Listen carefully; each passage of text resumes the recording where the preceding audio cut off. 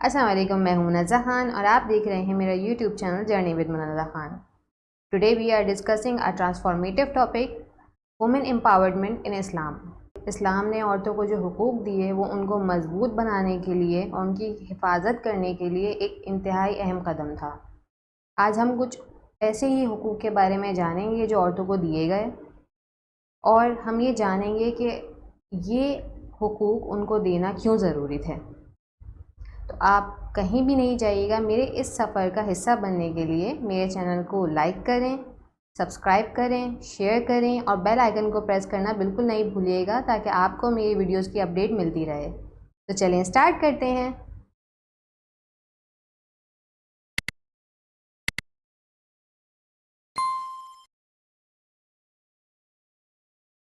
اسلام نے جو عورتوں کو حقوق دیے، یہ اس وقت ایک وومن امپاورمنٹ ریولیوشن تھا جب سوسائٹی میں عورتوں کو بہت کمزور سمجھا جاتا تھا اور ان کے حقوق بہت مختصر تھے۔ ہمارے پاس کچھ ایسے پوائنٹس ہیں جو اس اسپیکٹ کو واضح کریں گے۔ اسلام نے مسلمان مردوں اور عورتوں پر تعلیم حاصل کرنا فرض قرار دیا۔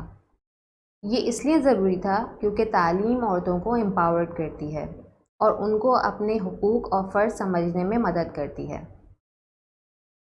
عورتوں کو اسلام نے ان کے مال پہ اختیار دیا، مکمل اختیار دیا۔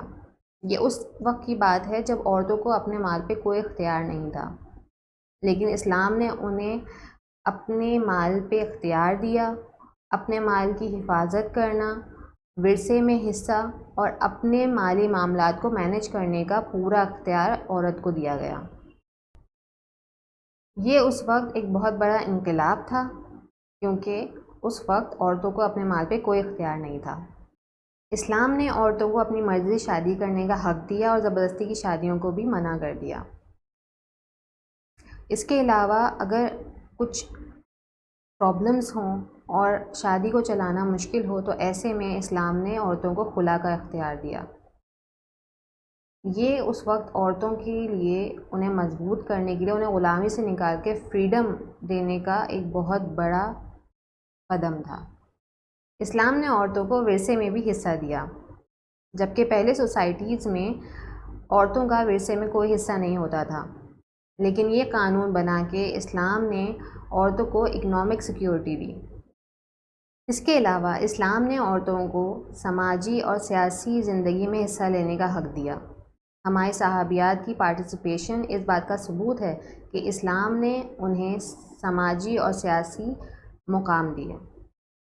اسلام نے عورتوں کو ظلم سے بچانے کے لیے بہت سارے قانون بنائے۔ فیمیل انفینٹیسائڈ کو منع کیا گیا اور ان کے ساتھ اچھا سلوک کرنے پہ زور دیا گیا۔ یہ قدم ان کی عزت اور حفاظت کو انشور کرتا ہے۔ اسلام نے عورتوں کو دینی فرائض اور عبادت کرنے کا پورا اختیار دیا۔ عورتوں نے دینی علم سیکھا اور اس کو پھیلایا۔ یہ عورتوں کی امپاورمنٹ کا ذریعہ بنا۔ یہ وہ حقوق تھے جو عورتوں کو اسلام کی طرف سے دیے گئے۔ آج کے دور میں ہم وومن امپاورمنٹ کی بات تو کرتے ہیں، مگر آج بھی جو اسلام نے عورتوں کو بیسک حقوق دیے تھے، ہم وہی پوری طرح ان کو نہیں دے سکے، جو کہ بہت ضروری ہیں۔ اگر ہم آج کی عورتوں کو وہی حقوق پوری طرح سے دے دیں جو اسلام نے انہیں دیے تھے، تو آج کی عورتیں بھی پہلے سے زیادہ مضبوط ہو جائیں گی، پہلے سے زیادہ کانفیڈنٹ ہو جائیں گی اور وہ سوسائٹی کی گروتھ میں اپنا رول بہتر طور پہ ادا کر سکیں گی۔ عورتوں کو اللہ تعالیٰ نے نرچرنگ کے لیے بنایا ہے، مینس کہ اللہ تعالیٰ نے عورتوں کو یہ کام دیا ہے کہ وہ ایک نسل کو بڑا کرتی ہیں، اس کی پرورش کرتی ہیں۔ ایک مضبوط ماں، ایک کانفیڈنٹ ماں جن بچوں کی پرورش کرتی ہے تو وہ بڑے ہو کے مضبوط انسان بنتے ہیں، کانفیڈنٹ انسان بنتے ہیں، ایک بہتر طور پہ اپنا دینی اور سماجی فرض ادا کر سکتے ہیں۔